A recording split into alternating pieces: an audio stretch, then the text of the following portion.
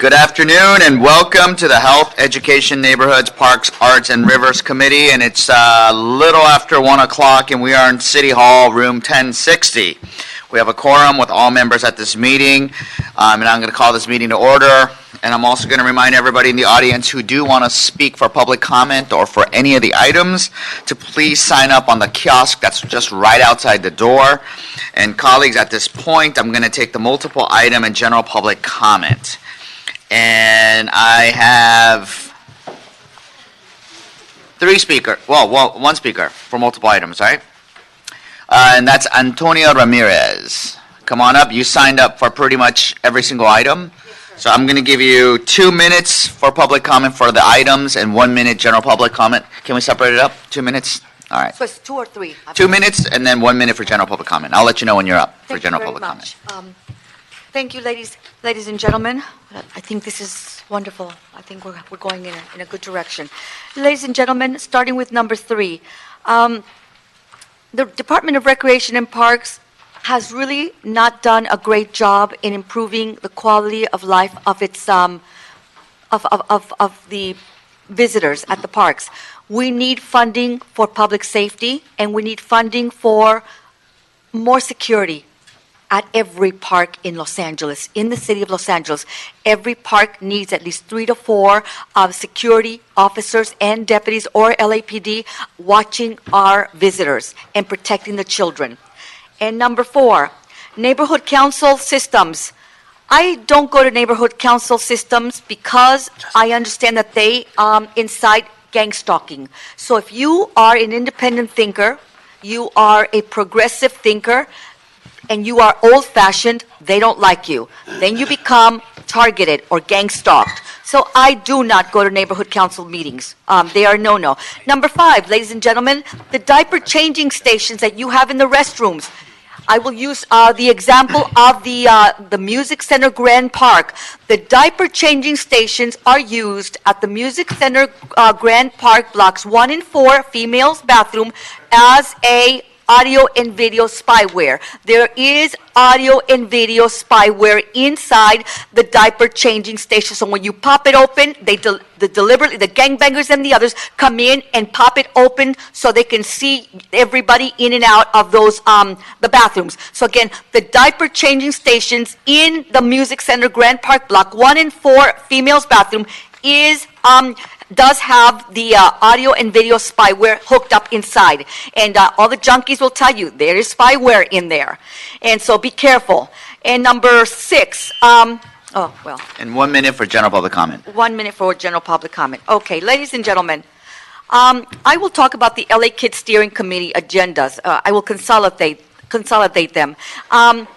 We need funding to be strictly enforced and utilized to teach kids morals, values, courtesy, tactfulness, kindness, ethics, human dignity, responsibility, accountability, honesty, fairness, sharing, patriotism, salute, and blessings to our beloved flag and our country, America, and not to sponge off and not to use people or resources. Budget money, time, and one's energy wisely, respect elders and their parents and authority, to disclose any kind of perceived or actual physical, verbal assault, and to teach them self-restraint and to avoid becoming an uncivilized wild bully and uncontrolled savage. Lastly, teach these children that they can achieve anything in life, and ask them to have a desire and also have a hobby. Teach them to be happy and not to worry. And moreover, have every parent watch The Sound of Music and The March of the Wooden Soldiers. God bless America and Thank Donald you, Trump. Antonia. Thank you very much. And that closes multiple public comment item and general public comment. Actually, I have one more speaker, Ida Talala. Come on up for general public comment. Thank you for allowing me to speak. I urge this committee and its members to make a strong case at this moment for 2 areas of funding. One is the LA Department of Aging and the LA Department of Recreation and Parks. Both departments have been hard hit by the recession and are operating despite support at levels that have never been caught up. The recovery must be a addressed as the needs and services must be addressed. Modest increases are insufficient to meet the demands, especially of the elderly population, of which now and in the future challenges are being posed. As an elder, I can speak of this. Recreation in parks will face a deluge of demands for maintenance and security, and that needs to be addressed. Thank you. Thank you, Ida. Thank you for all of your activism and all of your work, and good seeing you today. Arnold Sachs, actually, you made it just in time. You signed up for items 1, 6, and general public comment, so I'll give you 2 minutes for your items and 1 minute for general public comment. Yes, thank you very much, Arnold Sachs. So, I too was regarding, the neighborhood council election. And in a way, this refers to neighborhood councils. There was just an item in the Department of Public Works. The neighborhood council in Westchester wanted to plant some trees. They volunteered to not only plant the trees, they just needed to get a permit to take the trees down that were there. They were breaking up the sidewalks, and they were breaking up the curbs. And they volunteered to plant new trees, even though they could get them from the Department of Public Works for free. There's something in the information packet. And redo the sidewalks and redo the curbs. It's taken them 20 years to do this. 20 years on Sepulveda Boulevard. Ruth Galanter, and then who was it? Bill Rosendahl, were council people. Maxine Waters was supposed to have assisted, and now we have Mike Bonin. And it's taken 20 years, and they finally got the okay to do another portion. It's fascinating. When it takes 20 years for a city, for people that live in the city to voluntarily put their money in on top of everything else they do, to pay for work and get the things done and beautify the city. And isn't there a streamlining process involved here somewhere where people say, you know what, we'd like to do this in our portion of the neighborhood. What does the neighborhood council input have on this? It'd be interesting to find out. Thank you. So 1 minute general public comment. Oh, yeah, on the parks. So there was an item in yesterday's or Tuesday's Board of Supervisors meeting, fascinating meeting again. They have excess funds they get from the park proposition. You know, everybody passed this park proposition. There was 2 of them that expired, and they passed a new parks proposition where people get assessed money on their property, and it goes to the County Board of Supervisors or the county. And for whatever reason, if the projects that are requested, who knows how many projects are requested, by the way, but if they don't meet the standards, it becomes excess county money. Now, it's my understanding that LA is somewhat park poor.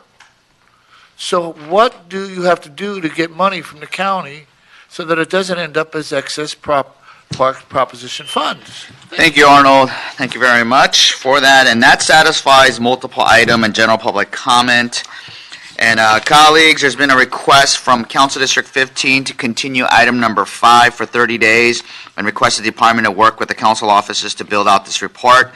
And in particular, I would like to see that for the report back to come back with where those changing stations have been installed, how many are in men's, women's, and gender-neutral restrooms, and 3, how many and what it would cost to install changing stations in all the restrooms that weren't covered by the grant received from Pampers. So colleagues, if you don't have any objections or if you have anything to add? None? No objections. Great. Seeing none, we'll move along to the rest of the agenda. Now, colleagues, also on item number 6, I understand there's a slight correction that should be noted for the record. The California State Parks have advised that advise RAP that they have not applied the 3% maintenance allocation to the award amount, and as such, the department will be correcting their application to account for the 3% maintenance allocation and receiving $485,000.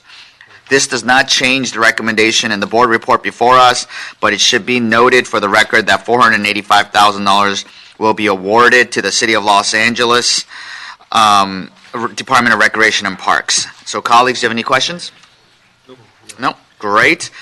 Seeing none, if there's no questions or objections, I would like to recommend that we move items 6, 7, 8, 10, and 10 to 14 on consent.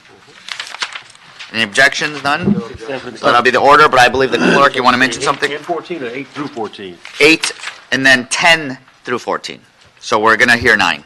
Yes, Mr. Chair, just to confirm, for item number 12, there are 2 reports. Was it the intent of the committee to receive and file the August 30, 2019 report and approve the January 31, 2020 report? Is that the intent of the committee? Yes. Sir? Thank you, sir. Great. And for item number 3, we do have one public comment on number 3, so if we could read that into the record. Number 3.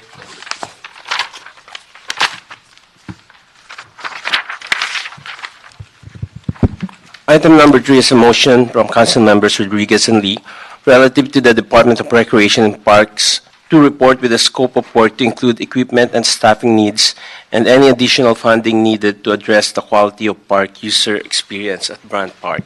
Great. So could I have Ron Vitzer come on up? Sure. You could give it either side, yeah. Thank you. And we'll give you a minute.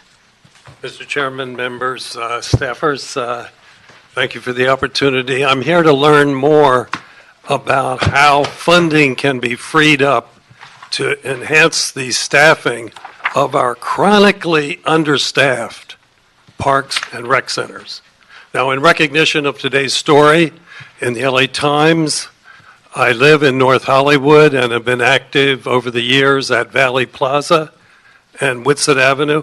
We have an LAPD patrol car at Whitsett Avenue on the weekends. So we're getting some help. Of course, 2 people lost their lives because of MS-13 gang members who murdered homeless people in the last 16 months. So Brant Park is a different situation. I know that. I've been a staffer at Holy Cross Medical Center for 10 years. But certainly the work that's been done by the county shows that the study area around Brant Park is only about a half an acre. Yeah. Okay. So thank you. And So- my information today talks about Yeah. I'm Quimby sorry. funds Yeah. is available. We got your letter. I'll have to give everybody equal Okay. time. But thank you so very much for coming down. And we'll look at it, and actually, you should hear some of the items we're going to hear because we'll discuss that. Thank you for that. So that closes public comment for item number 3. And if there's no objections, any questions, members? No? Okay, I'd like to move that forward. That'll be the order. So that moves us to item number 1. Mr. CLA, can you read that into the record, please? Yes, sir. Item number 1 is a verbal status report from the Department of Neighborhood Empowerment General Manager relative to an update on the recently concluded Neighborhood Council listening tour. Thank you. So, and we satisfied the comment cards on that. There's none. And will representatives from Dunn, Raquel, I think it's your first time coming, right? Since confirmation. Since confirmation, yes. So please come to the front of the room. And I want to say thank you for all of your incredible work that you're doing on outreach, and very eager to hear what you found out. And this is the type of collaboration that we'll be needing if our neighborhood council system is going to continue being successful. But why don't you give us a synopsis of your listening tour? Good afternoon, honorable members of the committee, Chairman Ryu, council members O'Farrell and Price. Thank you, all of you, for allowing us to present to you today. I would like to clarify that we have not concluded yet the listening tour. We're actually at about 75% of the way with the listening tour. But I first want to thank our partner departments in the work that we do, I always describe our work as being in a triad relationship with the city attorney's office and the city clerk's office, and we're greatly appreciative of the partnership that we have with those departments. They've been very, very important in advancing the work that we do, and it has been part of what is feedback, is provided to us in feedback also in terms of the listening tour. As you know, I started the listening tour on my first day, September 16th, with this department. And it has evolved from being a general manager listening tour to an entire department listening tour. They've all been, the members of the team in the department have been engaged, very supportive, making sure that there's feedback and follow up on the comments that have come from all of the neighborhood councils that we have visited. And we are very, very excited about the kind of feedback that we've been getting from the neighborhood councils as part of the listening tour. 75 neighborhood councils as of last night, I believe, have been completed. And in our report for item 4, we do have a bar chart that we've included in that report that gives you some information, I believe, so it's on the latter 2 pages, of the kinds of comments that we've received back on the listening tour. What we did a data collection that is based on the comments. There are about 21 categories total that we were able to identify as part of the feedback that we've received, and we consolidated them into 10 broad categories, and those are the ones that you see in the bar chart represented before you. And what is most noticeable are the two larger areas that came out more consistently. So the one thing that's interesting Wait, about hold on the for one data- second. I think, just for members, I think the bar chart you're looking for is actually part of item 4. Item 4, yes, sir. So it's probably in your Correct. binders for item 4. Correct. Sorry about that. That's no problem. Thank you for helping.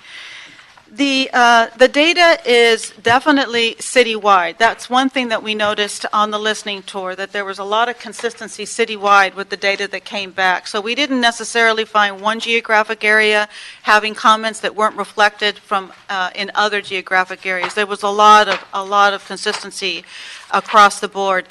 I would say in general that outside of the details of the data that we provided to you, the most consistent comment that has come back so far has been the absence of consistency throughout the system, in all aspects of the system, with all the parties that are involved in the system. And we've taken that to heart in what we're examining in terms of our operations. So just to give you a couple of examples, you're showing 23%. You know, one second, Raquel. Mm-hmm. You know, can we take up item 4 at the same time? I mean, would you like that if we could take up item 1 and 4 at the same time? Because number 4 is the recommendations that you found. Yes. So, can we read that into the record Yes. for item number 4? So do we have to read that into the record? Item number 4, Department of Neighborhood Empowerment Report relative to Neighborhood Council System Reform. So that way you could put it together, because item number 1 is your listening tour, and since you're going into the system reforms. So go ahead. Happy to do so, sir. The two broad categories on the data that have surfaced have been one in the area of the need for board support, board transition support, trainings, equity in terms of the availability of those services, a need for translation and childcare, the availability of childcare and translation throughout the system. 20% of respondents, of the 100 and over 20 comments that we've received from neighborhood councils, from 48 that are summarized here, we are still tabulating comments from the other neighborhood councils. 20% of the comments are related to that area. In terms of another 20%, which are the two larger blocks that we have available, those comments have been in the area of a need for outreach, diversity support, engagement, awareness, volunteer support, strong emphasis on outreach, not limited to election outreach, but just outreach in general. They find themselves constrained to be able to do the kind of comprehensive outreach that they feel is necessary, just to let people know that the neighborhood councils exist. Those are the broader categories that we've been able to bring forward to you today as part of the data set. We have chosen not to wait until a period of time to implement some of the comments that have come back as part of the listening tour, and I can offer some examples of how we're already beginning to operationalize some of the comments. As a result of the concern about consistency, we first started by looking at our neighborhood empowerment advocates. They are really the lifeblood of the department. They are the ones that provide direct neighborhood council support to the neighborhood council. So we've looked at the job This is description. staff, the volunteers. Correct, no, the staff. Each of them services about 7 neighborhood councils, so on average, that's about 70 to 100 people that they're servicing a month without stakeholders and committee members. So we've looked at the job descriptions, looked at all of the manuals that they're using, creating one consolidated one. We're getting ready to roll that back out to the department so that we have some consistency in terms of the manner in which direct neighborhood council support is provided to the departments. We've also already embarked for the election period on a partnership with the Office of the City Clerk, which we will speak to in the next agenda item, and also in an agenda item that we will be bringing back to you on our report on the election outreach that we did in 2019, and which will be scheduled at your earliest convenience. But we are just going ahead, considering how high-profile outreach is of importance to the neighborhood councils, to begin that partnership. We're meeting already monthly. We're going to begin meeting monthly with the Office of the City Clerk to begin that process, and outreach will be a big component of those discussions. And also important as part of that is to ensure that there's clarity about the way in which all of our procedures are communicated. So there's a lot of internal training that's taking place in the department to ensure that our language is consistent. We've had situations where one NEA might communicate something to an NC about a particular matter. Another will communicate also the same topic, factually correct in both circumstances, factually correct. But the way in which the NC interpreted the language confused them, even though the information was consistent and factually correct. So we're getting down to looking at every paragraph, every word, every sentence in order to ensure there's consistency in the department. That takes taking a lot of time, positive energy from the directors as we look at the way in which we communicate what we do in the department. The listening tour also was important in terms of informing our proposed budget process, and it almost mirrors the kinds of things that we think are going to be important as reflected in the proposed budget. We definitely need a centralized neighborhood council resolution unit in order to be able to take the issues that are coming forward to us that really require a lot of attention to a dedicated group of staff that can focus on that. In the absence of that, the NEAs get pulled away from their monthly responsibilities to try to troubleshoot some of those issues, and it's better to have individuals that can dedicate their time to that and hopefully bring them to resolution. In some cases, the concerns involve the NEAs, so it's really needing another team that can focus on those issues. We've spoken a little bit about the outreach pieces. We've included some of that in our proposed budget in response to the comments that we've been getting also on the listening tour. There's a lot of requests for us to also do better about, as it relates to the way in which we market the department, communicate what we do. And we work in a regulatory framework. We want to be able to translate what we do into language that's consumable to people when they interact with the system. And we do want to improve the ratio of support that neighborhood councils receive from the NEAs by improving the ratio of assignments that the NEAs have with respect to staffing neighborhood councils. I'm happy to answer questions that you have. This is just a quick update for you, or I can go ahead and go into the report related to the reforms if you like. Yeah, let me just ask one quick question, then you could go straight into number 4. But so how much more time do you need to finish up the entire listening tour? What do you End think? of March. End of March. Yes, thanks Great. to the support from the department as well as my family. Yeah, I'm sure it's taking a lot of weekends and evenings. So once you're done with the listening tour, I'm sure you're going to do a formal report with findings as well as recommendations on what to pursue, right? Yes. We'll be happy very to much do so. looking forward to doing that. And maybe when we bring it back to committee again, we could combine both the findings of the listening tour as well as the updates on reforms, which you're going to do right now. So let's link them together. But any questions on the outreach listening tour? No, colleagues? I'm going to roll all my questions into Yeah. one. Yeah, it's gonna pretty much all go into each other. So you want to go straight to number 4 then? Happy to do so. May I ask that I invite the members of my team to join me here, Mr. Chairman? Savi and Julian. And, I'm going to be joined by the Director of Operations for the department, Semi Park, the Director of Innovation and the Office of Community Engagement, Mr. Julian Anteline, and the Director of Outreach and Elections, Mr. Thomas Soom, are joining me here at the table for you. What we've done for you in this report, we know we've come back to you before. In August was the last time that we reported to you. It actually was the date of my confirmation hearing also before the committee. And so what we've done is attempted to try to refresh everyone's memory of this long list of reforms that the council has adopted. And we've categorized them. There are basically a total of 12 reform items. Some are sub-items regarding a larger item. And we've identified for you those that are, and they're in 3 categories. Those that have been completed, those are in progress, and those that we perceive to have and require a longer period of time to bring them to closure. In terms of the items that have been completed, and I'm just going to refer to them by reform number, but we'll be summarizing them for you. Those completed, there are 3. One is the reform item related to the development of rules and guidelines for the process for neighborhood council selections. Another item is the item associated with authorizing a rollover of $10,000 for non-cumulative funds that neighborhood councils have in a given fiscal year.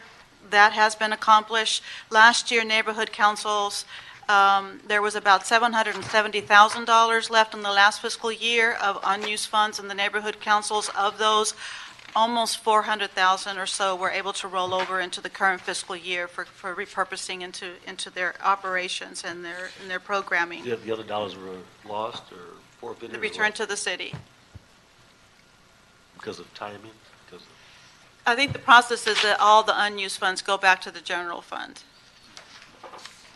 No, and I just to interrupt, add, I think what happened was, in order for it to roll over, the neighborhood council had to work early on to get the council member to write a motion and request it to the city council. So that's why, those who were on top of it and came to us, got it rolled over. Others who wasn't aware were lost. So that's why we wanted to make sure this reform was passed. And 10,000 is the cap for the rollover. It was automatic. It automatically rolled. Correct. The 10? Until 10,000, yeah. In this period, yes. Thank you. And the third item that was completed was the council's instruction to both the department and the city clerk's office to examine the feasibility of holding all neighborhood council elections on the same day. And I believe a separate report was presented to the committee in April that spoke to the subject and summarized the modifications to the election system that would be required and some of the challenges that would be associated with doing that. So I believe the report was noted and filed at the time. Our report today focuses on the items that are in progress, of which there are 4, and those that will be requiring ongoing long-term process, of which there are 5. In terms of those that are in progress, the first one we'd like to talk about is the items associated with establishing a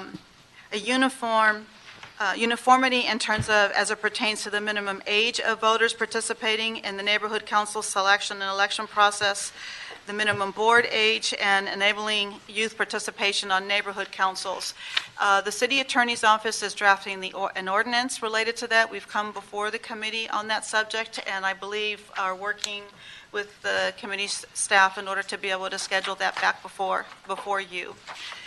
In terms of the reforms associated with requesting mandatory planning and land use trainings, I believe the planning department is here with us today that can answer specific questions related to that, but our departments have worked in partnership to try to accomplish that, and it appears as though an online version will be available in fall of this year in order to accomplish that reform request.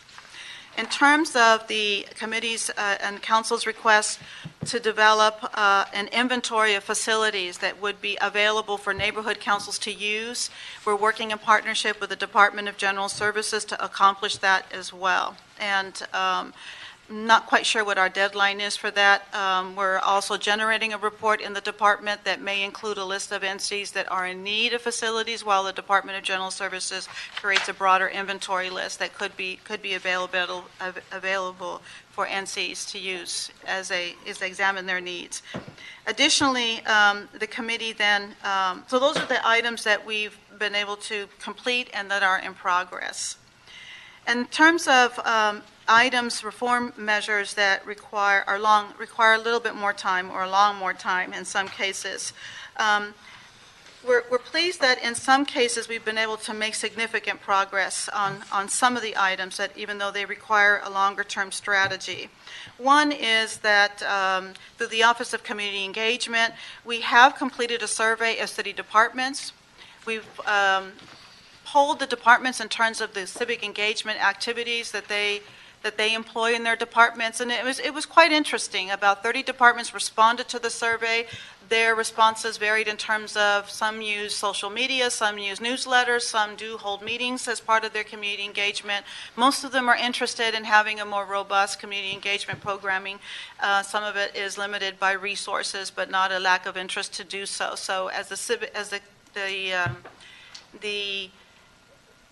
the organizing department of the city, we're going to be working with them by creating a handbook that they can use and also offering them some methods that we know about based on our experience that could be embraced by those departments in order to have an improvement in their community engagement. Certainly, the neighborhood councils are happy to hear about that. They would like to see the department in the role of assisting departments so that they even know that the neighborhood councils exist, and particularly when they have projects that are in that neighborhood councils have an interest in. We're also looking at other tools that might be we might be able to roll out in order to further community engagement in the city's process. One is using the model of dine and discuss in order to have relaxed environments throughout the city where people can talk to the city about the kinds of things that are of concern and interest to them. So there are different models that we're also considering as part of that process. To the chairman's two specific questions that were presented, which are in the area of longer-term projects. The first one I'd like to speak to, and I've asked Ms. Park to join me in case there are specific questions on the selection process. The question was related to what our rules are for selection, and more specifically, there was an interest in learning more about how that's been applied to Chatsworth Neighborhood Council that is currently in their selection process. The department rules for selection, which was the reform request, are embedded in the selection procedures stipulation worksheet and the city clerk's election manual. And as such, the worksheet covers many areas such as outreach, candidate application process, a board affirmation process used in circumstances when there are no contested seats, and the required town hall outreach and related schedule. In the case of Chatsworth, it has historically experienced an increase in voter turnout over the years since 2014. And Chatsworth's procedures are defined in their by their neighborhood council and were clearly defined in their stipulation worksheet that was approved by the department and reviewed by the department. And each year, since they have selections every single year, they're constantly in election mode. They're constantly engaging voters, which will have an impact on the increase in turnout that they have in their election process. Thank you. In terms of the question the chairman asked about the usage of demographics, in your report, we did provide you samples of the data that are available. Lots of comprehensive data, particularly we shared with you a couple of examples of neighborhood council-specific demographic information that's available, and it's now uploaded on our website for use with the neighborhood councils. They are now aware that the data exists. The neighborhood empowerment advocates are sharing that information with them. They're using that data to inform their choices. We've also started and now have had our first data literacy workshop where we're showing how they can access the data and even generate their own reports related to the demographic information that is available through the department. In terms of how the data could be used as it relates to the specific question the chairman has asked about seat allocation and the reform item that's associated with seat allocation and creating, I think the language was an equitable allocation of seats on neighborhood council boards. We certainly want to continue to use the data in order to be able to inform that process. The neighborhood councils are currently revising their bylaws. That process will close in April. I'm not quite certain whether the timing of the availability of data is going to be possible for them to consider in the way in which they're reviewing their bylaws now. It's going to be data that we use in the outreach that we're going to be doing ongoing and also specifically to the election process next year, and in terms of shaping the way in which we do our micro-targeting during the election process. The broader question of seat allocation, we think we should probably return to you and discuss more in greater detail. There are some regulatory issues related to that. There may be a need to look at the administrative code, which defines the way in which we operate in the neighborhood council system, certainly also recognizing the level of autonomy that neighborhood councils have in the way in which they shape their bylaws and construct their boards. So we think there's more discussion to be had related to that, and we're happy to return to the committee with a thorough conversation on the subject. And there are definitions we think that we probably need to have discussions around in order to ensure that there's clarity about what we mean by equity. Equity as it relates to renters, equity as it relates to age, as it relates to other factors that might be that are pretty important. In terms of the and as part of that process, we think we should return to you with a conversation around the reform measure associated with looking more carefully at the definition of community interest stakeholders and stakeholders. The city attorney's office is also looking at that issue based on some recommendations that have been provided and prepared by the Board of Neighborhood Commissioners, and we're happy to return to the committee with a more in-depth conversation on the subject. But in all, that's our update for you, Mr. Chairman and members of the committee, and we are available to answer questions and appreciate the opportunity to come before you this afternoon. Thank you. Thank you so very much for that report, and look forward to continually getting those progress updates on all of the reform measures. And I really want to thank you and your staff for your proactive attitude and for implementing, things that you hear immediately from your listening tour, things that you can change, and that's great. And I also want to commend you on retaining a lot of good talent in your own department. So I have a couple of quick questions. So when it comes to neighborhood council selections, and you walked us through those rules, but can you give us an example of how it worked, possibly like for the Chatsworth Neighborhood Council? I will ask Ms. Park to respond to the question. Councilmember Semi Park, Director of Neighborhood Council Operations. So Chatsworth is one of our neighborhood councils that have consistently held selections every year. As a department, we do provide. For the members of the audience and people listening in, can you explain the neighborhood council selection process versus voting? Absolutely. So the selection process is a process that's held mainly by the neighborhood council, meaning they do not participate in the elections that are held by the city clerk's office. So because we want to honor and respect the process that each neighborhood council sets in how they select their membership and how they participate with their voters. But there's a choice of either election or selection? Correct. And so the department provides some general guidance on how to frame a selection, and we provide it through a stipulation worksheet which outlines a number of components, including what is your outreach process, how is your selection going to be held? Is it going to be a town hall style where it's a show of hands? Are ballots going to be used? We also ask our neighborhood councils to answer questions like, how is the candidate verification method? How will voters be verified? Are we requiring documentation versus self-affirmation? So the processes in which we ask our neighborhood councils who participate in selections to identify mirrors the election manual that our neighborhood council system follows. In the case of Chatsworth, they have been very consistent in holding a robust selection where they engage with their stakeholders on a regular basis. And while the department, we have a 4-page worksheet, Chatsworth has a 19-page selection manual in which they outline in detail how they're going to outreach, who will be involved, even to when they will hold a candidate forum. So Chatsworth is a good model for other neighborhood councils to follow. Great. And out of the 99 neighborhood councils that we currently have, how many are doing selection? Currently, we anticipate 4 neighborhood councils for the 2020 this year, which are Chatsworth, Harbor City, West Side, and Northridge South neighborhood councils. Thank you. And the question about the demographic dashboard, which is great. I'm glad that they have access to that and that you guys have created. And thank you for preempting the question I was going to ask.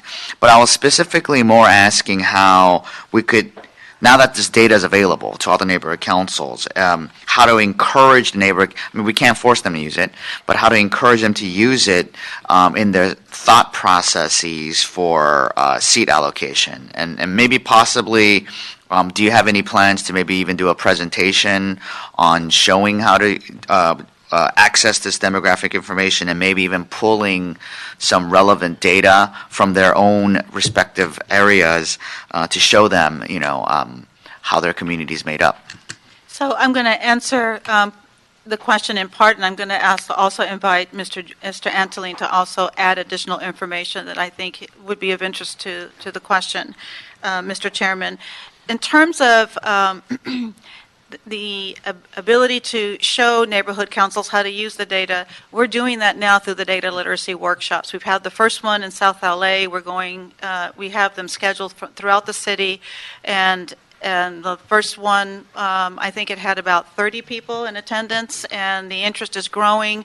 It's designed to support neighborhood council leaders, but is open to members of the public. So we are seeing a tremendous interest in the data. And each workshop also gives us good information about how to best shape the next workshop. So we're getting good feedback from the leadership about what's of interest to them. It could be specific to a project, or it could be specific to other considerations.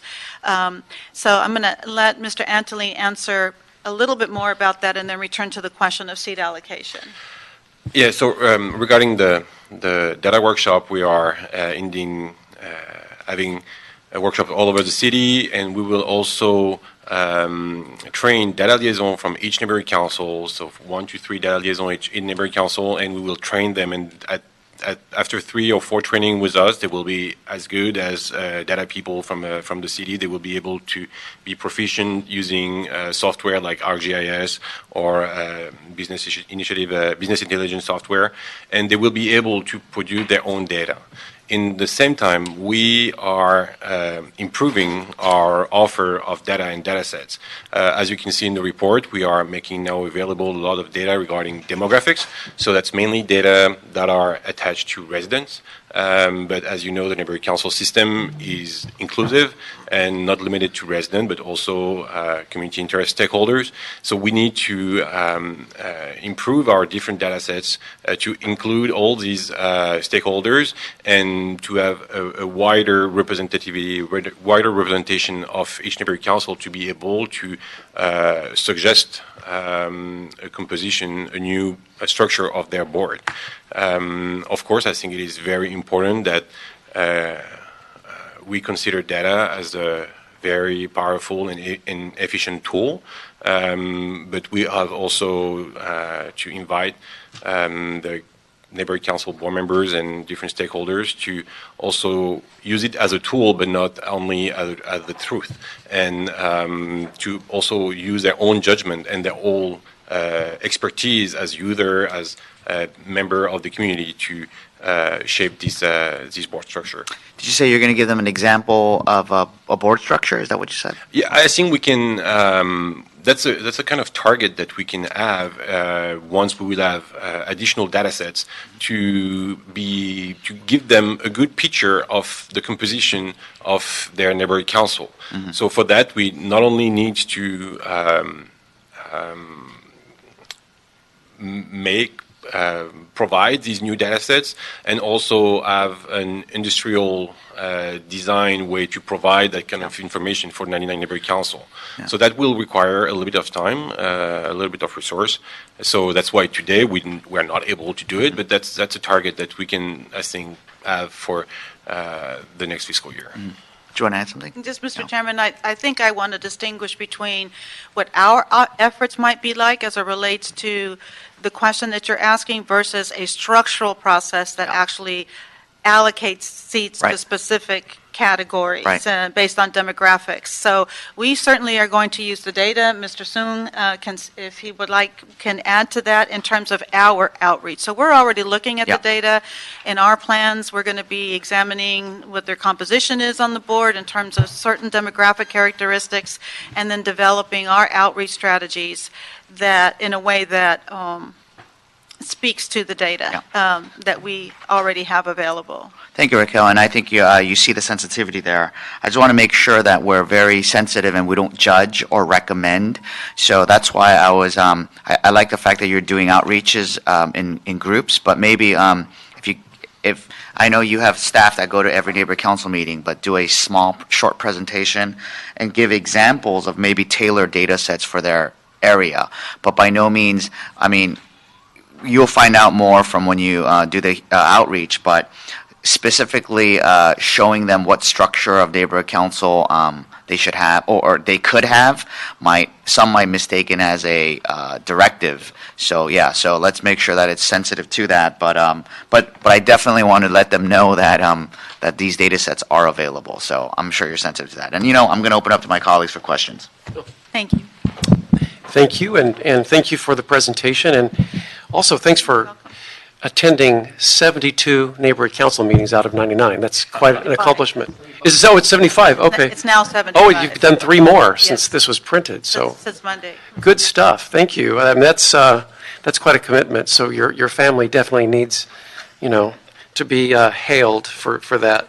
That's really good stuff. It's terrific when civil servants really go beyond the parameters of a 9 to 5 to learn how the neighborhoods work and to see how the city ticks and to see all of its variety in all of the neighborhoods that are as different as night and day in some instances in fairly near proximity to one another. That's the amazing part about Los Angeles, or that's an amazing, I think, sense of what Los Angeles is about, the diversity.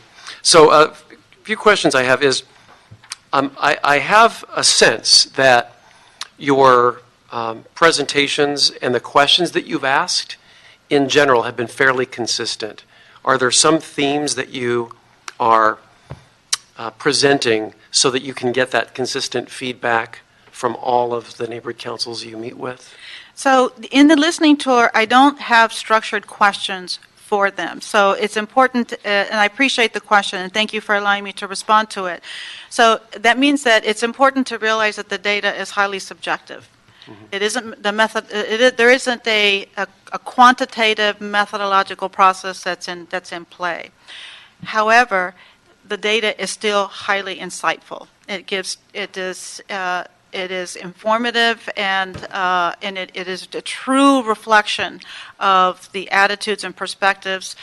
All of the comments that have been received have been presented with the utmost of respect and courtesy, in most cases, but also with almost total sincerity. It's really about constructive comments. So, and there's been consistency throughout the system about the nature of the comments. I simply go out to tell them a little bit more about me and tell them about and share our 4 operating goals and allow them to respond to that. Along those lines, in terms of emerging themes from the feedback that you're getting, are there areas that are specific to concerns and also specific to geographic areas where you've found, where you've had some eye-openers, for example? The differences, perhaps, between some geographic areas to others, and what are some examples that you can give of What we find is that where there might be a difference in geographic areas is more in the way in which we might respond to a similar comment that is given to us from one geographic area from another. So there's clearly a need for more support from the department in order for them to be more successful. So just to use trainings as an example, there's a lot of frustration with the online the technology that's being used to make online trainings more available. There's a lot of frustration with that.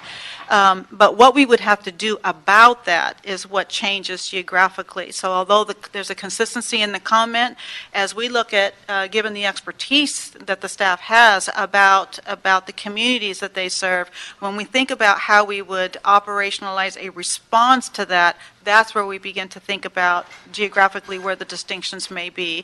Some of that could be as simple as where there might be availability of centers with technology available that would be at no cost so that we could bring the community together in order to be able to respond to the things that are of interest to them. So I think that's where we see more of that.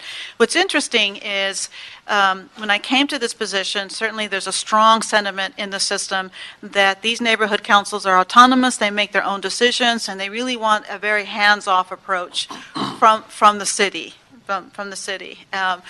What I do find, though, and what the comments and the listening to are sharing is, although that's true and that is important, they still want more from us in terms of support. They really do need our support.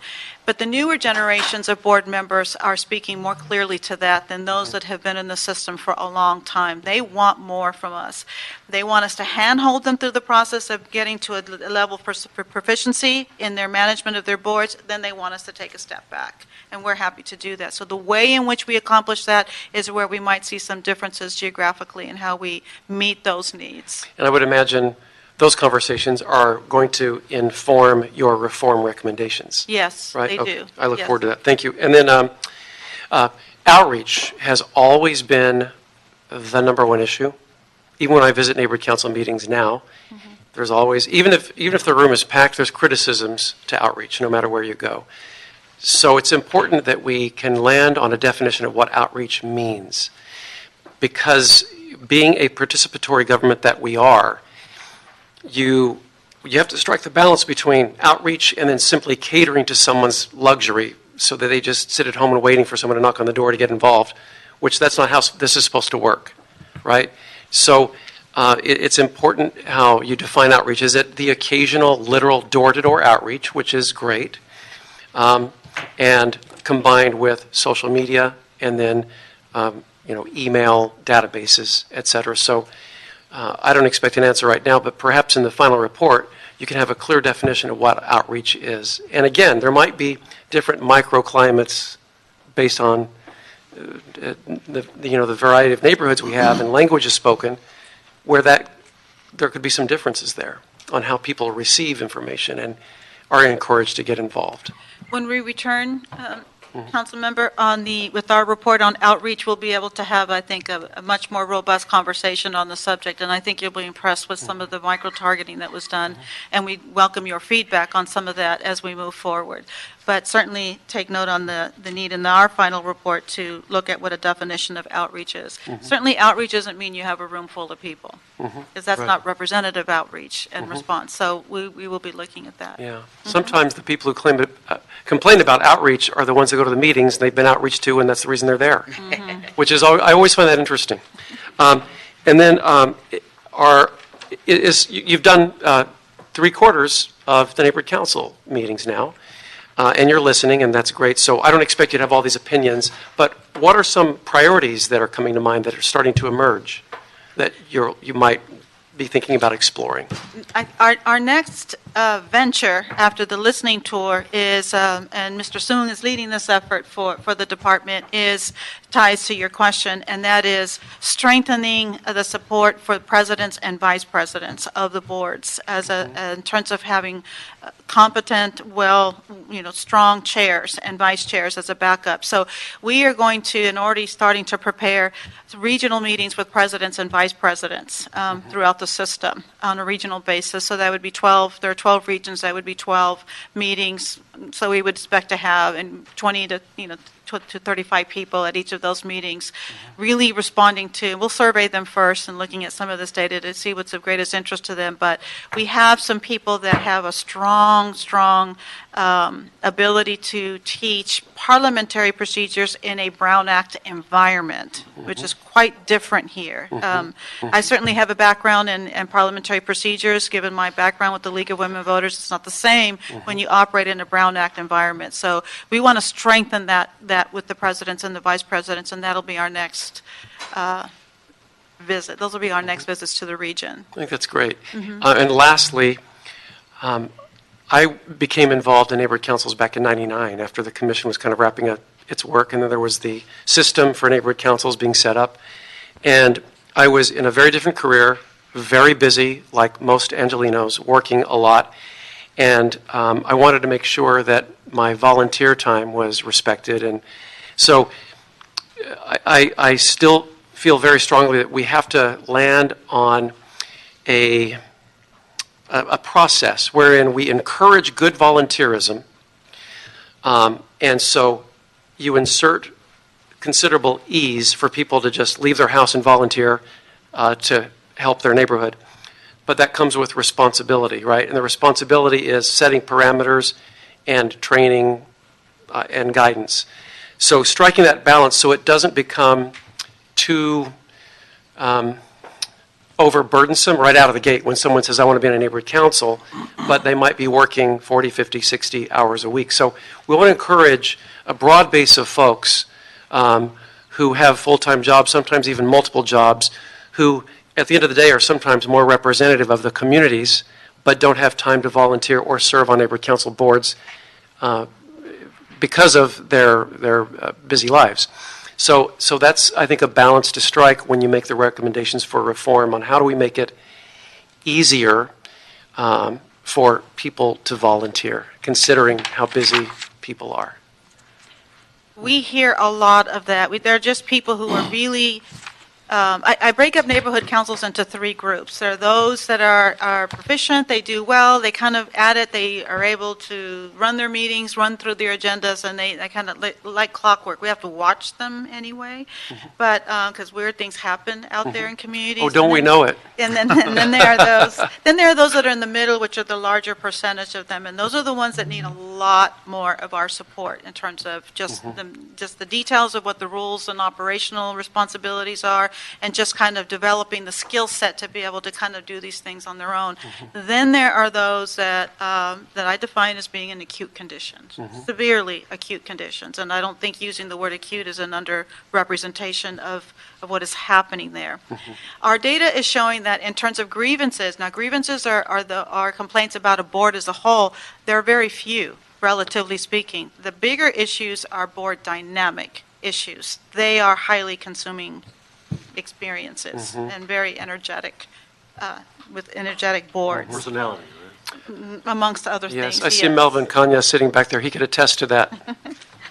But to your point, I think the biggest takeaway for us so far on the listening tour, and this is where the entire department is embracing the comments that we're getting back, is that we need to make it easier for them to make these contributions, to provide the over 400,000 hours of volunteer service to the city. We need to make it easier for them to do that. We need to try to lift the burden of bureaucracy off of their shoulders, make all of these tools much more functional, let the technology work the way that it should work, let them go through the process the way they need to go through the process, so they can focus on just running their meetings, getting through their agendas, and serving the community in the way in which they would like to serve the community. We are embracing that more than anything. And I tell stories about, I believe I shared with the council member once, there are a lot of these stories. I remember a person testifying before his neighborhood council for an MPG. Seemingly not experienced in testifying before legislative bodies, had something in mind for the community, for children. And struggling with words, but really came together with his package, had to put together a budget. The budget report is really easy, relatively speaking. But he made his way through all of that, was quite nervous. But he was testifying to a board of his peers, people in the community, people who understood the nuances of what he was talking about in terms of how that MPG request, which is only $1,000 for this particular person, was really going to benefit some children in the community. That person would never come down here to City Hall. That would never happen. Yeah. It's too far away. It's too intimidating. He would walk into City Hall and just probably turn around and go home and never even try to make that request of City Hall. Those are the things that we capture and that we see out in the neighborhood council system, and we are very committed to making that work, if for no other reason, for people like him. That's a great example. Thank you. You're welcome. Thanks. Thank you, Mr. O'Farrell. Mr. Price? Thank you. Yeah, I too want to just thank you for your stamina Thank you. in making the rounds through the neighborhood councils. But I think it is important, and I think it's just the right kind of message, that Dunn is there to serve. And I certainly appreciate the fact that you've got to try to figure out the best way to provide that service when you have a spectrum of needs. Some very needy, some not needy at all. My thinking is, of course, some of us feel that the neighborhood councils is a real training ground for citizenship. That's kind of the thing we're trying to really get folks going. And to that extent, my interest is trying to get more young people involved. And just looking at your numbers here, it looks like about 60% are, from 30 to I guess 65, and the other, I guess, would be under 35. But are you doing anything specifically to try to identify or to encourage younger citizens to become engaged, to get involved, to be a part of the process? Yes, and I'm going to first ask Mr. Soong to respond to some of that because it ties to the way in which we do some micro-targeting and outreach, and then I'll ask Ms. Park to also respond based on a specific project that we have that's targeting young people. Tom Soong, Neighborhood Empowerment. Definitely one of the things that we did last year for the 2019 elections was to look at the demographics and also see who was at the table and who wasn't at the table. And we realized there were a lot of young folks that were not at the table. So what we did was that we partnered with, I don't want to use the word targeted, we emphasized and we strategized and looked for nonprofits that worked with the youth organizations. And just in your own council area, we worked very closely with the CD9 coalition to help get the word out there, to recruit folks, to bring folks on board too. We've hired election assistants that was from the local communities as well, so they themselves can go out there and pass on the word. Whether it be social media or Facebook, that's an opportunity for the folks to get. Are we doing anything with social media? Is that a real focus? Yes, we will be, and that will be in a deeper our follow-up report. Yes, the short answer is yes. Yes, we are. We will be as well. And so that's something that we're working on. We are working also on we're in the beginning stages of maybe creating what's called a youth alliance and trying to get more youth involved in the neighborhood council system. So that's something that's down the pipe. Hopefully, we'll have more information as that goes forward. Okay. But then there's some other programs that I think I'll leave Semi. So the department has a program called Civic Youth that we've been running for the last couple of years. It's held in the summer, held at City Hall, and what we do is it's giving them the first introduction to how city government works. Just to share a little bit of a story about how we are engaging youth and continuing the peer-to-peer learning is we had a candidate who ran for Chatsworth selection. Unfortunately, just didn't make the cut, but walked door to door and had 141 people come and vote for him. And so when we engaged with them, we asked, how did you do this? And he said, you know what? I had to just take the discouragement, take the rejection, but just keep on going. And his voters came and told him, I came specifically for you because you showed up and you told me how you wanted to change our community.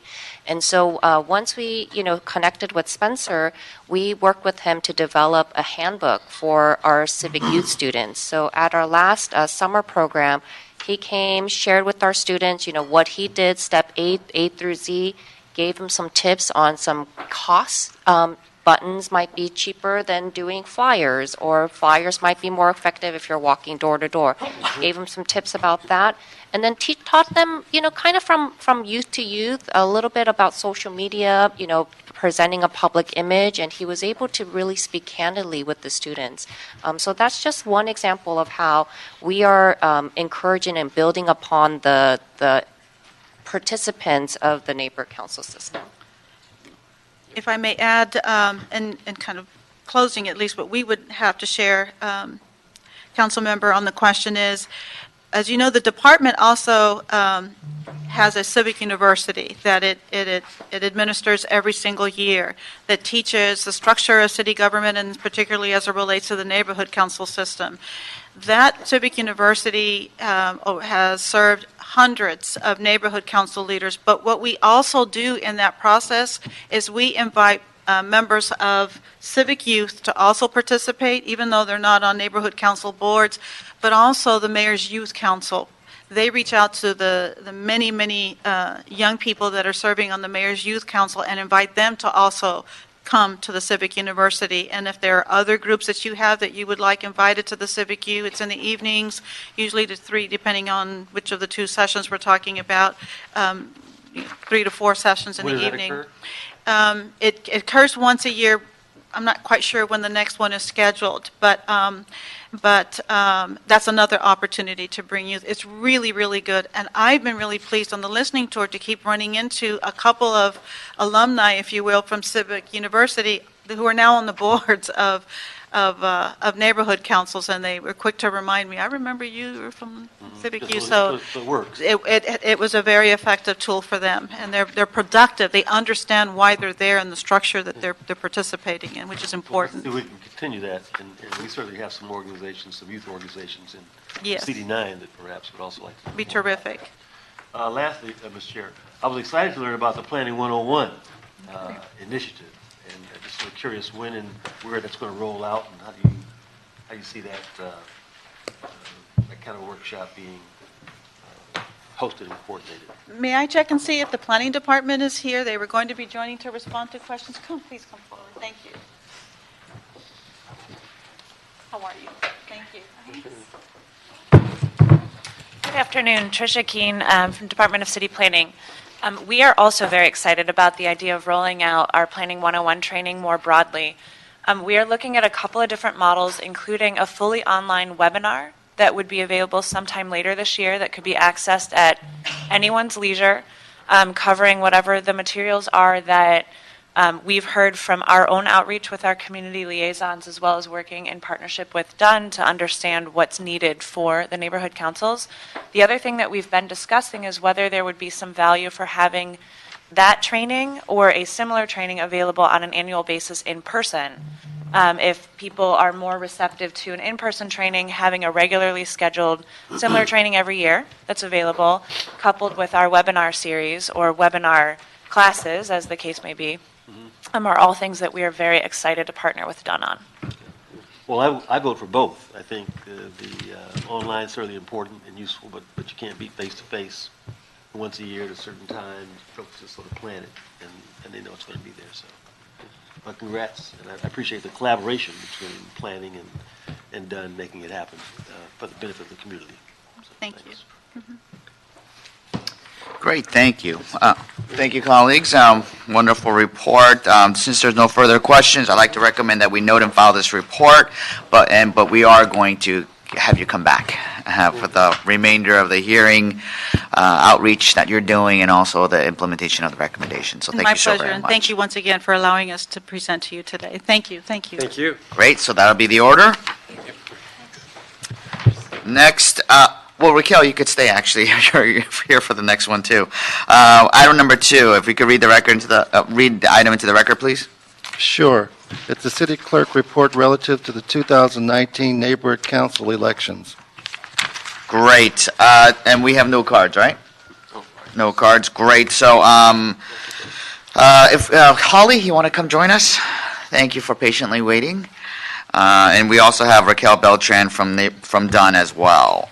So, Holly, do you want to walk us through this report?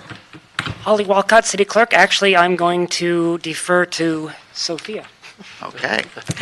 Good afternoon, council member. Sofia Anguiano with the City Clerk's Office.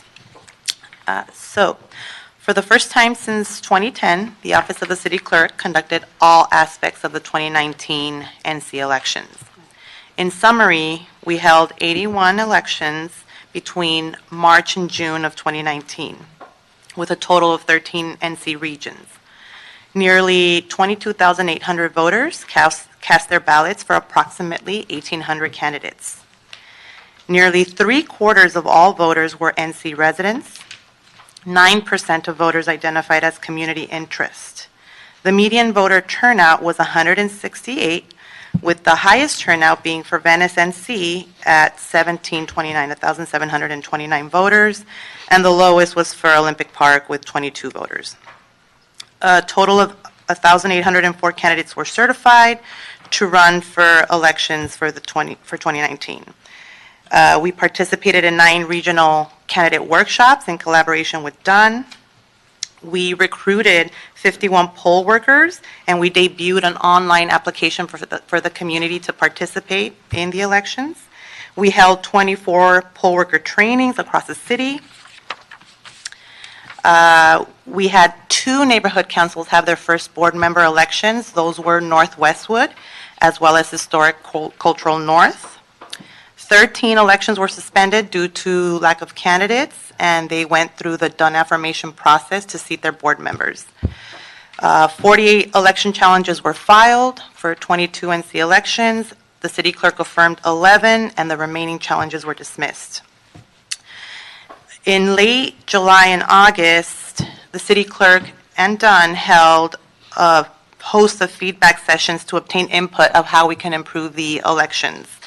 We received a lot of valuable information from there, and as a result, we've now formed an NC work group made up of stakeholders across the entire city, so it represents every single region in the city, where we're going to be discussing those topics and seeing how we can collaborate to improve the election process. The city clerk is committed to providing excellent service to the stakeholders of the city of Los Angeles, and we continue to welcome feedback that will improve the process. Great. Thank you so very much. Overall, you guys did a great job because I don't think we got any complaints, at least my office. So with all those, Always the goal. yeah, with all those fears and all those theories that were surfacing around, I think relatively, I'm sure there were some issues here and there, but overall, thank you, great job. And thank you for sharing all those numbers and data. You mentioned there were 22,000 votes that were cast and 1,800 candidates. Do you have some sort of comparison from prior to when you guys took over? So I guess prior to 2011? Absolutely. So the turnout for 2016, the voter turnout was 21,647. So we did increase voter turnout by 5% from 2016 to 2019. And then in terms of candidates, there was 1,722 candidates in 2016, and so there was an increase, a slight increase of 1,804. Okay.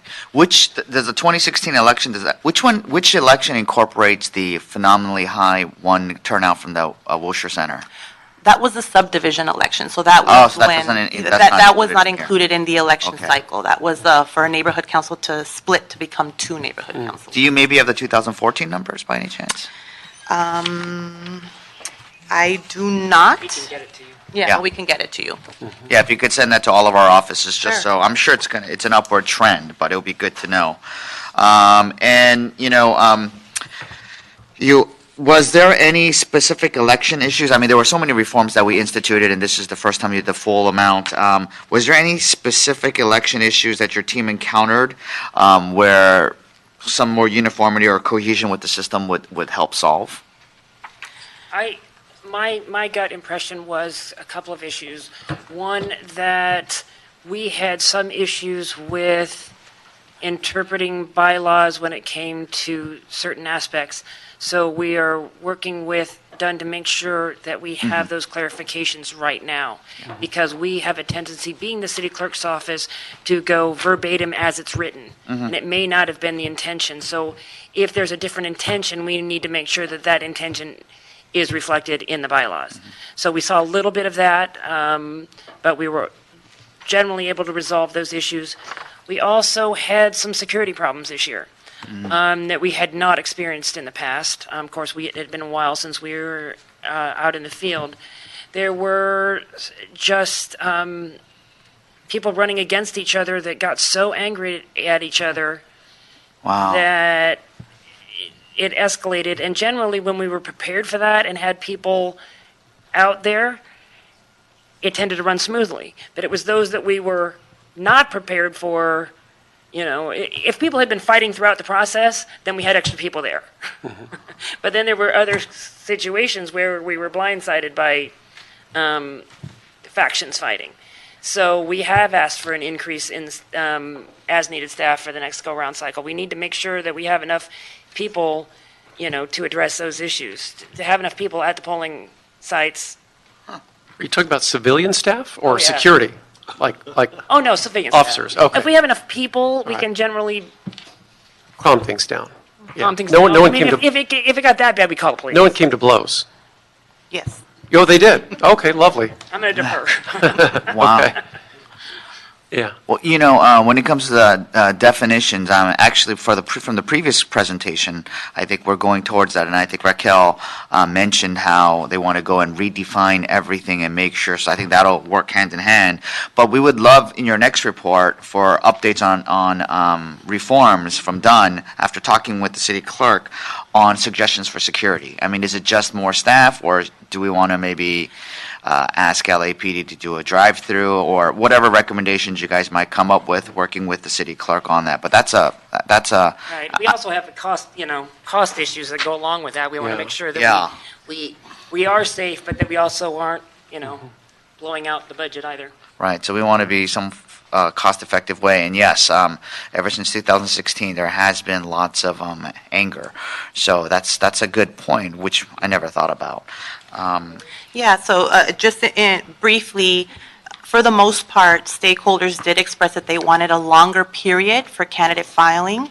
They wanted more of the city clerk staff presence at the neighborhood council board meetings, which usually is in the evening.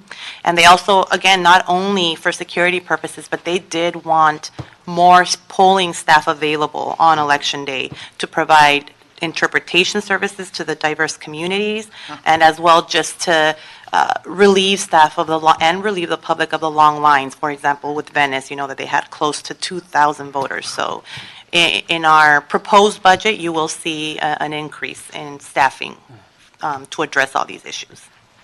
Great. One last question. You also talked about in your report possibility of incorporating vote by mail. How's that? What's your visioning on that? How is that going to look like? It was actually fairly simple. It's a matter of having enough staff to process it. We've generally requested it in the past. It usually gets killed in the budget. But the issue is there are people who can't make it to the polls. So it really is important for some neighborhood councils. They don't all request it. But in order to do it, we have to have the funding for it, because we have to have the people to intake the applications, review the applications, get them the right ballot, send it back out, and then prepare it for tally. It's the same as any regular election. When I say regular, I mean, a municipal or federal election. It's the same process. So it's a largely manual process where you have to process a lot of documents. And so I think our request was 430. So it's two options. It's either providing a vote by mail option to up to 15 neighborhood councils or up to 30 neighborhood councils. Look, I'm all for increasing voter turnout, and especially vote by mail, because that's the trend these days. But so how is that? So you would have to create a whole new system then, because they would have to register, right, with you to be. Not really. I mean, So just to be clear, we have had a vote by mail option available to neighborhood councils in the past, specifically for Westwood, who has a high religious community that who observes a holiday on Saturday and isn't able to participate. So we did have an online application available to stakeholders where they would apply, and then from there, our staff would deduce if, number one, they qualified, and then number two, which ballots would be issued to them. So we have incorporated this in the past. For that particular example, how many people actually applied to vote by mail? For Westwood specifically, we had close to 1,000 people apply. Okay. And you have you would create a database, you would create a whole ballot, you would mail it out to them? Because this would not interface with our city ballots, because it's Correct. yeah, it's a different date, right. yeah. Right. Wow. Okay, interesting. Mr. O'Farrell? One question, and so you've already elaborated on what this is about, but the selection system is separate from the neighborhood council election system that your department operates, correct? Correct. If they go to selection, then. Goes to done. And remind us again, Ms. Beltran, the percentage of neighborhood councils that choose the selection process? Or maybe the number? There were 5 in 2019. Oh, so 5 neighborhood councils out of the 99. Correct. No, there No? are how many? Okay, there's 4 currently out of the 99. So so overwhelmingly, they choose Generally, the voting system. There are others that end up being affirmed if they don't have enough. Right, Correct. that's separate too. Which is part of the evaluation process and the stipulation. Also, there were some that shifted the year in which they administered their selection in order to not be in conflict with the regular elections that the city clerks administered. So some chose to extend the date when those positions expired in order to accommodate that schedule. Will Chatsworth continue doing a selection every year? At this point, Okay, well, maybe they should travel to Iowa and tell them how to do the caucuses. Because it sounds like they do it right in Chatsworth. may I add a comment, Mr. Chairman? Sure. Thank you. And that's related to the discussion around the bylaws. We have provided each neighborhood council, the NEAs are quite focused right now in working with the neighborhood councils around the bylaws amendments that are being recommended, not only by the city clerk's office. They've done a diligent job of summarizing what they identified per neighborhood council, but we also had some specific recommendations for them. So we have been really working closely with them to ensure that they set up their rules committees and get those meetings going so that they can get those recommendations back to their full boards. It is our hope that they heed our recommendations and make those amendments as necessary. We also have a template for bylaws that are being made available to them for those, in those circumstances where the complexity of issues to fix in the bylaws is far too involved, and perhaps they should just adopt the template that the department has. I would also add that in terms of feedback, and to the question about feedback, part of what we would like to do as part of the outreach and sort of the election process has to do with what we were sharing with you in the data, and that's to have a 3-part onboarding process for neighborhood council board members, and that's also in our proposal for the next fiscal year. That would involve having info sessions in the community so people can learn more about what a neighborhood council is, and with a range of options in terms of participation. Not everybody should be a board member, but it doesn't mean they can't be involved in their neighborhood council. And the second would be for candidates, for individuals that decide to be candidates, to have a mandatory meeting that they attend where we really go through an understanding of what it means to be a board member. And then the third would be a mandatory training for those that get elected. Beyond the Cornerstone 3 basic trainings, this is much more about a broader range of pieces of information that people would need to know about in order to be functional and successful board members, with an affirmation form that they sign that certain things have been known to them, like they do have to comply with the code of conduct, they can be removed, things of that nature. So we think we've identified 2 or 3 possible funding sources, external funding sources, to fund the 3-phase onboarding process. It mirrors that which is involving best practices for nonprofit and volunteer organizations. So I'm hoping that we get somebody to write a check for it all. Mr. Price? No? Well, thank you so very much. I want to recommend that we note and file the city clerk's report that's dated January 15, 2020. Any objections? Seeing none, so ordered. Thank you very much. Thank you so very much. And great job, everyone. Last item, item number 9. Mr. CLA, if you could read that item into the record, please. Sure. LA for Kids Steering Committee report relative to authorization to release the Proposition K 10th funding cycle request for proposal that includes funding from Prop K, Health Alternative to Smoking, and Vermont/Western Station Neighborhood Area Plan Parks First Trust Fund. Great, thank you, and we have no one who signed up for this item, and we have CAO and BOE in front of us. If you guys could introduce yourself, and if we could have the CAO walk us through this report and provide us with a breakdown of the timeline from the release of the RFP to the expected award date. Certainly, council members. Good afternoon. Bernice Hollins with the Office of the CAO. I apologize. We have to speak a little out of order. Both myself and both staff were double booked for public meetings. Mine's already started and the next is at 3. But what I'd like to speak to is a specific issue. Just prior to this meeting, about an hour before, City Attorney raised concerns and suggested that we remove $500,000 that's under the aquatic category, and I just want to have a discussion on that so we can settle this issue before it goes to council. What the issue is we have a competitive project that was awarded in a prior year. It's back to the 6th cycle, so it's awarded over 10 years ago. The project has been withdrawn already by the Recreation Parks Board.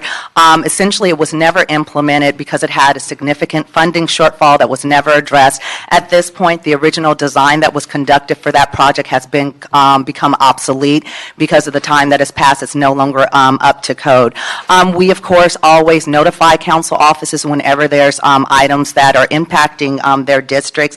And in this case, we just have a council office that wants to reconsider whether or not this project can still be salvaged. And we're fine with that. We'll work with the office to vet those issues. However, on a programmatic level, we have to make sure that we satisfy the funding requirement for this category, the aquatic category. And so we're allowed to go over the categories. We just have to make sure that we meet the minimum requirement. So I've spoken to BOE, Neil Druckers here, the program manager. We both support retaining these funds as part of the RFP. Now, in terms of where the money would come from, we're in process of doing an administrative closeout on the competitive program.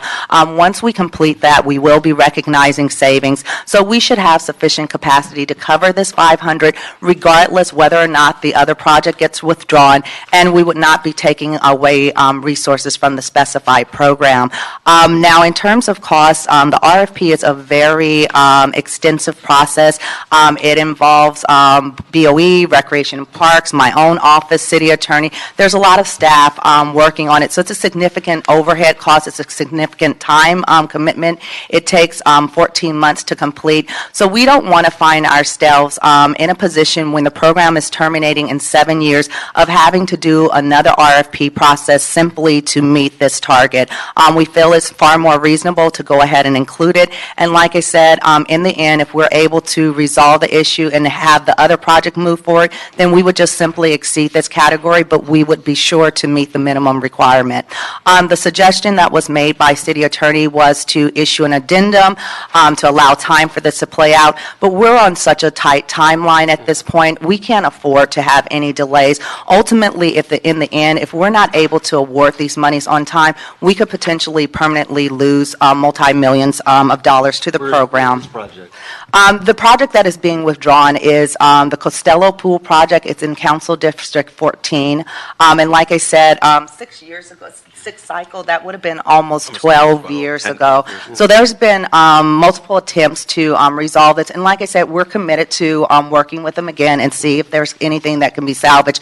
But we had already vetted those issues before we initiated the rescission. And like I said, our concern is just making sure that we provide all the applicants appropriate time to develop their applications. If we were to provide this funding through an addendum, then it would effectively cut their time short to actually, submit us a viable application. So like I said, I'm sorry for the rush. This is not our usual protocol, but I just wanted to address that for the record. And then let's take a step back now and then provide a walkthrough of the RFP, of the funding that's available. In addition to Prop K, there are also other supplemental funds that are available through this RFP. And then we will, of course, address any questions that you have. Thank you, council members. I have to step out now. Thanks, Bernice. Hi, Jennifer Shimatsu representing the CAO.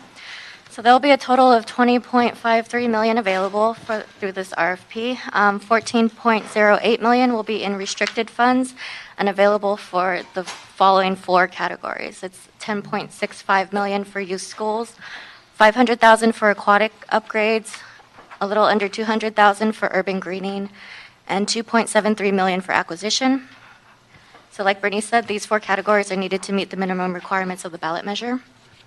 There is also $2.07 million in unrestricted funds that is available for all 8 categories.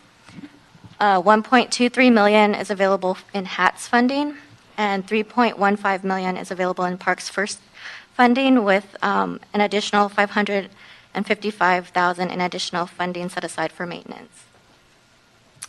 So the RFP implementation calendar is on page 48 of the RFP.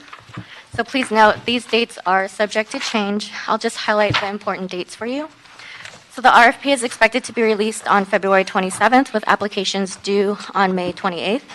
BOE will review the proposals, and the applicants will be notified of initial eligibility determinations in mid-August of 2020. Scoring panels will be administered in early September 2020. BOE will present the preliminary funding recommendations to the LA for Kids Steering Committee in September. RVNOX and the Steering Committee will review and prioritize the proposed projects in early January of 2021. The Steering Committee will review, prioritize, and submit recommendations to Council in March or April of 2021. And the Prop K grant award notifications will be either in June or July of 2021. Great, thank you. You know what Bernice talked about earlier with the aquatics grant RFP? She said that once they get their act together or their new application done, they could do a special entry or a special application addendum. When would that be? So what the CAO was recommending was to leave the Prop K RFP as proposed, as is on the file. Yeah.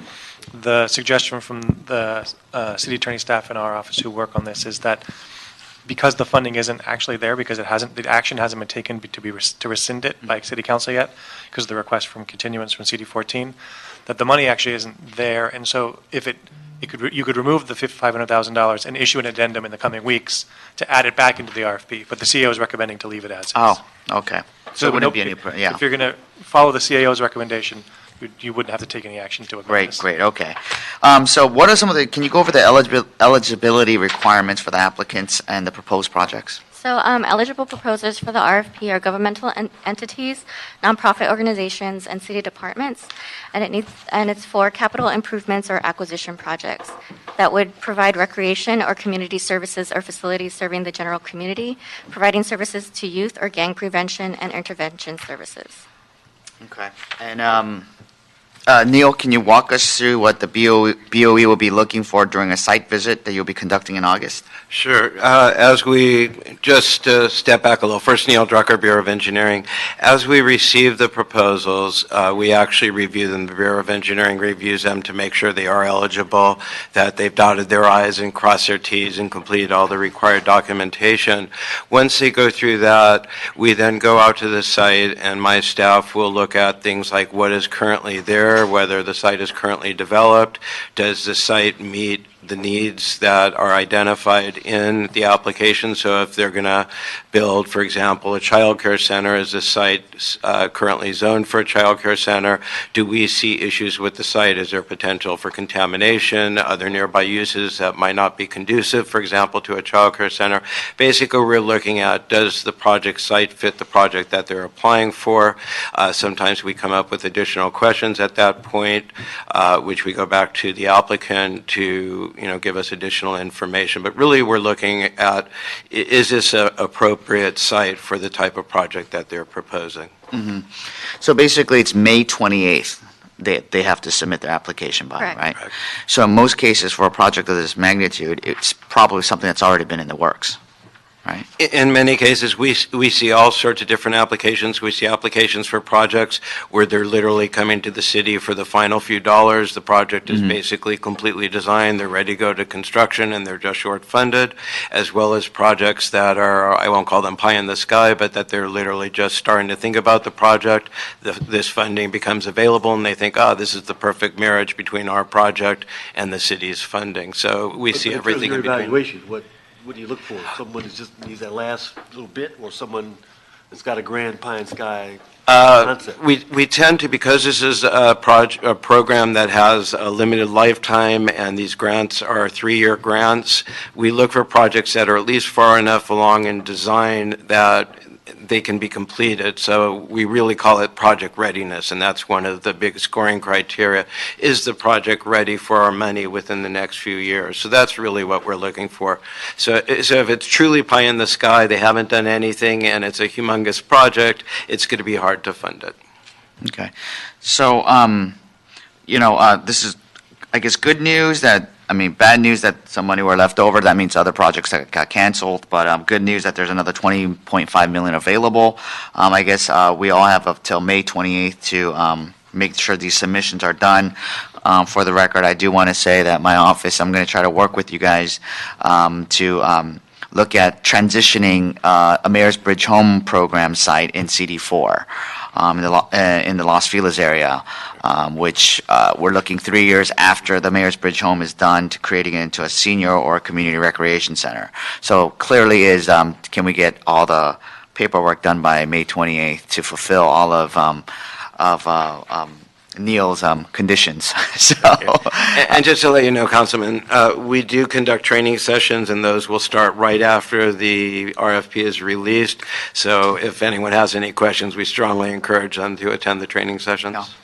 But the key point is we got to make sure all of these monies, we don't want to lose any penny. So hopefully, whether it's this project or any other project in the city of LA, we want to make sure that we get it robustly out there. And I'm sure there's enough projects to take advantage. Councilman O'Farrell? Thank you, Mr. Chair. Just with respect to the addendum and the removing of the $500,000 from the aquatic funding, I understand the CEO's position, and I'm inclined to support that position. Just wanted to be clear, it would, if we did the addendum, the concern is that it could just administratively drag out a little bit and perhaps put the entire application at some risk. And would that have implications for all of the projects or just the one? Generally for all the projects, because what we've been informed by the city attorney in the past, if we have to delay or extend the RFP process, we have to extend it across the board. And in fact, in prior years where we've had to do that, we've actually reopened the entire process, and meaning other agencies can submit applications. So it does result in a significant delay. Right, and this, May 20th is around the corner, so I support the CEO's position on that. Thank you. And Mr. O'Farrell, just for the record. Yes. It was more a recommendation of prudence. Because the money is then allocated to a different thing by this council. It's not. The city attorney's office isn't saying that it legally cannot do that. So just you cannot go ahead with the as proposed. Yeah. So there's no issue. It's a policy decision for the council to make. Policy. Okay. Terrific. Thank you. Mr. Price? I guess it's exciting to get this last bit of funding out, and we all have some ideas about it. I know that many of the eligible census tracts are in the 9th district. Have you done any thought of the kinds of projects that would be appropriate in various areas, or? Sure. We look at various projects over the years. We've worked with not only Recreation and Parks, but LA Unified School District, because the lion's share, in fact, of the remaining categorical funds are for joint use projects with LAUSD charter schools and other similar facilities. So we have been working on a regular basis, meeting with LAUSD and their staff to look at potential applications. A lot of the projects that LAUSD has talked about to date are projects at middle schools, primary schools, and elementary schools to green those schools. So right now, there's a lot of asphalt, and very few of the elementary primary centers have nice grass areas, so that would be one that could be citywide. Acquisition of parklands, the aquatic money, we have a lot of city facilities that have pools that are in need of assistance, as well as a lot of our nonprofit organizations throughout the city have come to me and talked to me about, what can we do for our pool? So that would be another area. We've met and will continue to meet with YMCA, Boys and Girls Club, and other similar service providers to look at improvements to their type of facilities. Now, So, who's on the selection committee? What's that? Can you walk us through that selection Sure. process? When Yeah. folks come in? Sure. So it's a little different for Proposition K than it is, and HATS, than it is for Parks First. So I'll start with Proposition K. Proposition K, as I said, the Bureau of Engineering, reviews each of the project applications to make sure they dot their I's and cross their T's. Then we do the site visit. That information, as well as the actual proposals, are provided to our scoring committees. And our scoring committees, we actually bring in citizens from all over the city. We bring in professionals from other city departments that do not apply for Proposition K funds, as well as we've brought in applicants who've applied in prior cycles that have committed not to apply in this cycle. But basically, we try and bring in folks who are experts in the areas of recreation, childcare, community centers, and those type of facilities, and who actually have worked with other nonprofits, the city, LUSD, over the years. So they really understand the need for recreation and childcare and community services throughout the city. And so for Prop K, they are the scoring panels. For HATS, it's a little different, or excuse me, for Parks First. For Parks First, because it's only within the SNAP area, which is basically the Vermont Sunset Corridor, those projects are only eligible for projects that are located within that area, which most of that area is within CD13. A small portion is within CD10 and CD4. In that case, the council office actually brings and selects the scoring panel. So in the prior cycle where we had Parks First Fund, Council District 13 actually selected the entire panel. They brought folks, again, with the same type of expertise. We strongly recommend that they, bring in folks who have community knowledge, that have expertise in recreation and childcare, and the same things that we would have for the Prop K scoring committee. But in that case, the council districts actually select the scorers for that. Once the projects are scored or the applications are scored, they are returned to Bureau of Engineering, and then we work with the CAO and CLA, who are the LA for Kids Steering Committee staff, and come up with the recommended funding allocations for each of the categories under Prop K, as well as for HATS and the SNAP, the Parks First ordinance. And then ultimately, the LA for Kids Steering Committee, Council Committee, this committee, and full City Council are responsible for approving the final allocation of funding. Thank you. Thank you. Seeing no other questions, I believe there's a technical amendment that needs to be read into the record. Yes. Jennifer? Authorize BOE to amend the total funding availability for the Parks First Trust Fund reflected in the Proposition K 10th funding cycle request for proposals from the current level of $3,469,659 to revised level of $3,150,010 in order to reimburse the Community Development Block Grant of $376,056 and Parks First monies for a prior project funded by the same source, as previously approved by Council CF 11-1150-S5, and also adjust the Parks First maintenance level by $56,408 from $612,292 to a revised level of $555,884. Great. With that done, I'd like to recommend that we approve the LA for Kids Steering Committee recommendations as amended. Colleagues, any objections? No objections. Seeing none, that'll be the order. Thank you again, Jennifer. Thank you again, Neil. And Mr. Clerk, do we have any other business before us? That clears the desk, sir. Great, so this meeting's adjourned. Thank you.